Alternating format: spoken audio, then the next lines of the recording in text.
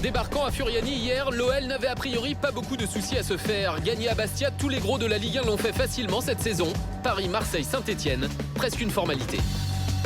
On n'a pas encore fait d'exploit et que j'espère qu'on va commencer aujourd'hui. Ce serait bien. Pour consolider sa deuxième place et mettre la pression sur Paris, l'OL mise sur le retour de Gourcuff, titulaire hier. Des Lyonnais en manque de rythme, assez inoffensif en début de match, à l'image de cette occasion de Lacazette. Servi par Lisandro, sa frappe n'est pas cadrée. Mais Lyon est débordé par des Bastia apparemment dans un bon soir. Kazri manque d'abord de précision face à Vercoutre. Le gardien lyonnais vigilant sur ce centre de Yatabaré. Arek récupère mais bute sur Dabo. Une première mi-temps lyonnaise très décevante qui va se terminer de la pire des manières. 43e minute, grosse faute de Jacques Fati sur Dabo. Le défenseur lyonnais est contraint de sortir pour se faire soigner. Gourcuff tire le coup franc. Bastia se dégage et entame une contre-attaque fulgurante. Il y a une contre-attaque magnifique. Quel laisser-aller dans la défense lyonnaise. Kazri qui a laissé ce ballon aller loin devant lui. Le ballon vers Thauvin.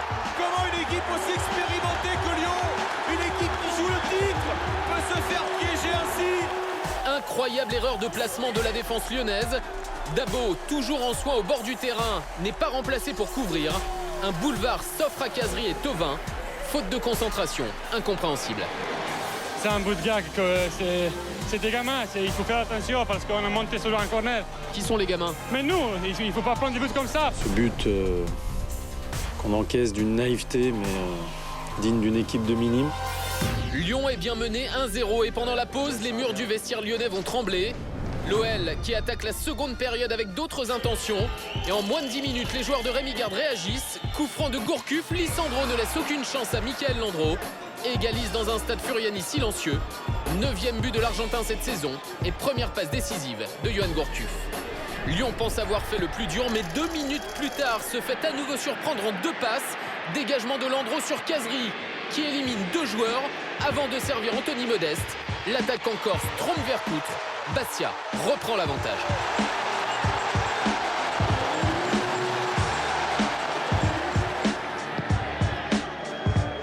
C'est un tournant parce que je pense que Lyon, en égalisant inconsciemment, a pensé qu'il pourrait nous passer devant et le fait de marquer très rapidement derrière nous a complètement libérés.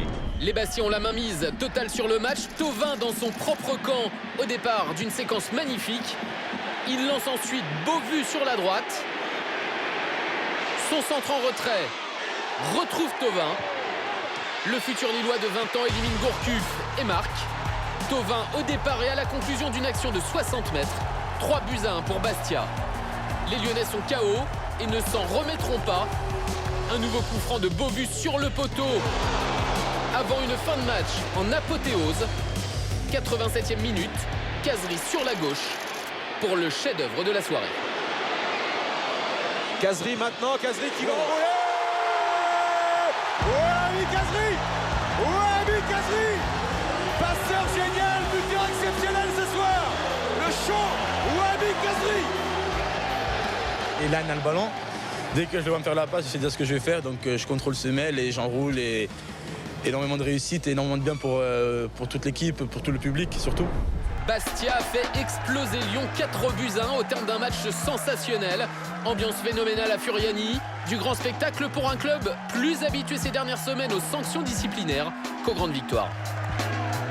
C'était du très beau football et qu'il n'y a pas eu d'incident, donc c'est parfait. C'était une soirée parfaite ce soir. C'est rare hein, ça. C'est rare à Bastia, mais maintenant il faut qu'on y prenne goût parce que c'est très important. Bastia a sans doute fait un pas important vers le maintien hier alors que Lyon a peut-être perdu ses chances d'être champion au terme d'un match indigne de son statut. C'est pas avec des louanges qu'on gagne des matchs, c'est avec des actes et des intentions. On a pris une bonne claque, elle fait mal. J'espère qu'elle va nous faire mal suffisamment individuellement pour qu'on se remette en question parce que je pense qu'on en a besoin. J'en veux personnellement à mes joueurs qui ont montré plus d'assurance dans les discussions individuelles et dans leur envie de négocier leur contrat, de se développer plus que dans la solidarité sur le terrain. Une certitude en tout cas, si l'OL veut garder un dernier espoir pour le titre, il n'a plus qu'à croiser les doigts pour que son ennemi de toujours Saint-Etienne s'impose ce soir face à Paris avec un Jean-Michel Aulas, supporter des Verts. Dans un match qui concerne directement l'Olympique Lyonnais pour les places les plus élevées, évidemment qu'on est pour celui qui permet à l'Olympique Lyonnais d'être le mieux placé. Un président lyonnais derrière Saint-Etienne, ça ne s'invente pas. Voilà, Lyon battu, qui en avait déjà pris 3 à Ajaccio, qui en prend donc 4 à Bastia. Pierre, vous vouliez parler de Bastia, c'est ça? Oui, et en bien, dis donc.